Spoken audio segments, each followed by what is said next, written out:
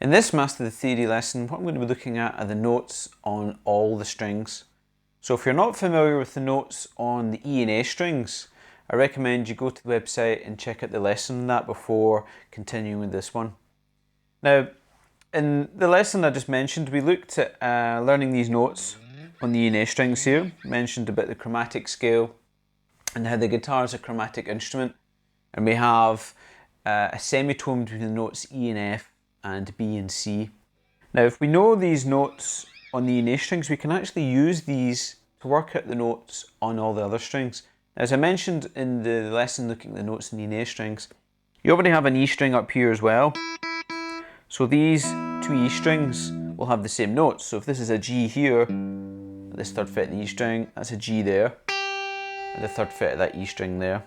They're what is known as 2 octaves apart, but they're still referred to as being Gs. Now if I take the notes on the C string here, what I'm going to do is, I'm going to take this reference note of G again, why not? If I go up to the D string and 2 frets above where my first finger is, this note here in the D string, which is the 5th fret here, is also a G. What I'm actually playing here is something called an octave. But you can see, if I know the note here, I can work out that note on the D string. Likewise, if I was playing, say, 7th fret D string, which is a B, if I play then 9th fret that D string there, that is also a B. So you can use your knowledge of knowing the notes in the C string to work out all the notes in the D string. It kind of makes sense because if you think about it, D is a tone away from E. So if you're thinking of those two strings, so it's going to be like an offset of a tone compared to that E string, and this is what it is, 2 frets, rather than being the same fret. Okay, so if I was to play, flip it the other way around, if I was playing, say, 10th fret of this D string here, well that, if I use this octave shape, tells me, well I know that's a C, so that must be a C there. I mean, you can also do the same thing that we did with the E and A strings and count up the string. So you're starting with the D, that'd be D sharp, then E, so forth. Or if you're up at D here, it's always handy to remember this 12th fret being your magical midpoint there. You know, so if I was to find C, I'd be back a tone from that D there. You could do it that way, but it takes a little bit longer.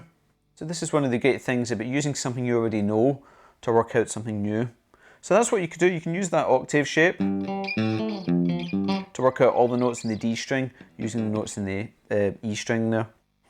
Now if I go and look at the G string, I can use the same principle, but now my reference note is on the A string. So if I'm playing a C here in the A string at the 3rd fret, on that 5th fret, that G string is also a C. Okay, so I'm using the same shape.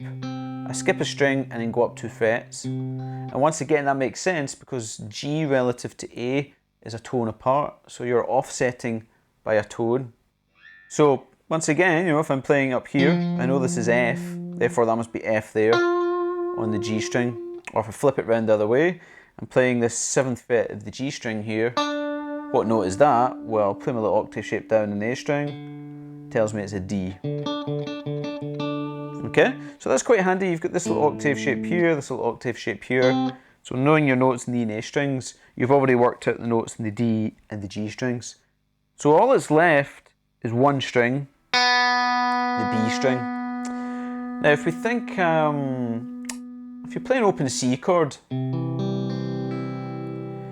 now this 3rd finger here is playing a C in the A string.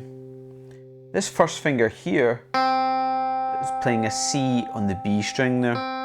You could probably see if you were doing your going along the string approach. B, what's next to B, of course, remember they're the semitone apart, it's C. So what we have here for this octave shape is that. If you imagine where your 1st and 3rd finger would be if you were playing a C-shaped chord there. So if I'm playing E here, with the 7th fret of the A string, if I go back 2 frets and play the B string with the 1st finger, that's E there on the B string. Which, once again, that you might see why that is, because of when we first learn to tune up, we tend to maybe go to the 5th fret of the B string to to tune that E string. Okay, let's take another one. If I was playing up here, so I'm at 10th fret of that A string, so that's a G.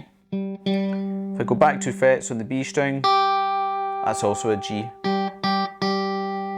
And if I flip it round again, if I'm playing this note here, so I'm playing 7th fret of the B string there, I form that little C shape, and my third finger is playing an F sharp or G flat there on the A string. Okay, so you can see using these 3 little octave shapes, you can work out all the notes, the rest of the strings, just using the E and A strings there.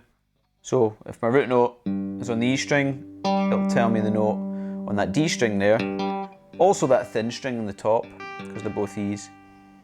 A root note in the A string will give me the answer in the G string. And then that root note in the A string also gives me the note on the B string. Okay. Now I have mentioned about beyond the 12th fret. Now beyond the 12th fret, everything just repeats. But it can be hard to begin with, just to kind of get used to seeing that there, because we spend most of our time playing in this area of the neck. It's very rare that we go up there and think about actual notes.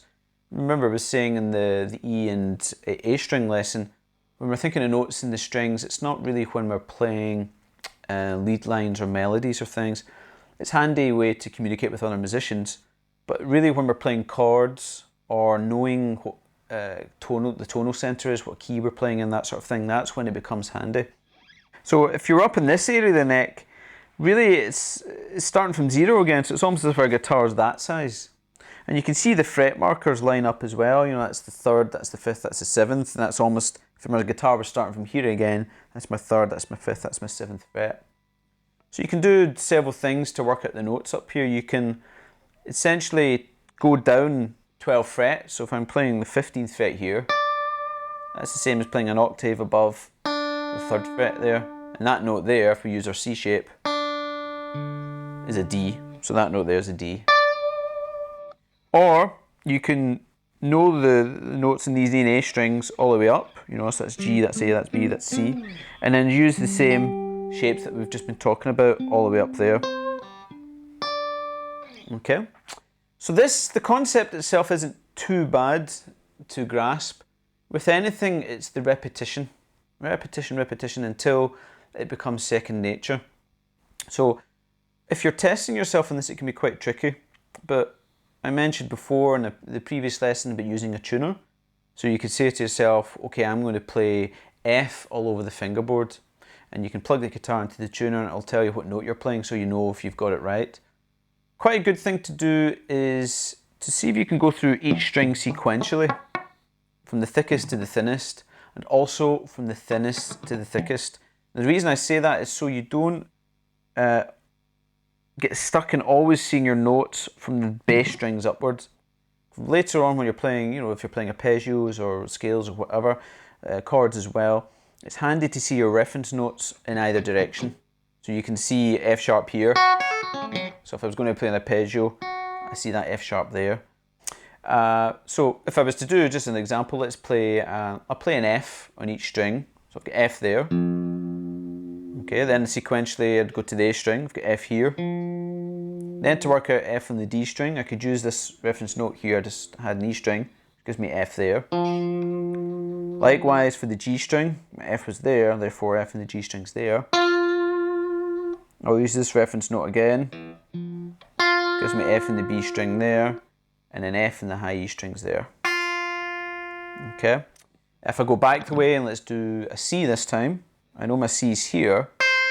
Now you can see this is tricky because to begin with you'll almost have to work out notes in advance. So I know my C's here, which gives me C there on the B string. Likewise, it gives me C there on the G string. Now I know C's here in the E string, so it gives me there in the D string. Then I've got it there in the A string, and I've got it there in the E string. Okay? And of course you could test yourself up here as well. You could play your C here, you know, you've got it there as well. Yeah, so you could try in different areas of the fingerboard, not just in the kind of before the 12th fret area, you could do it above the 12th fret area as well.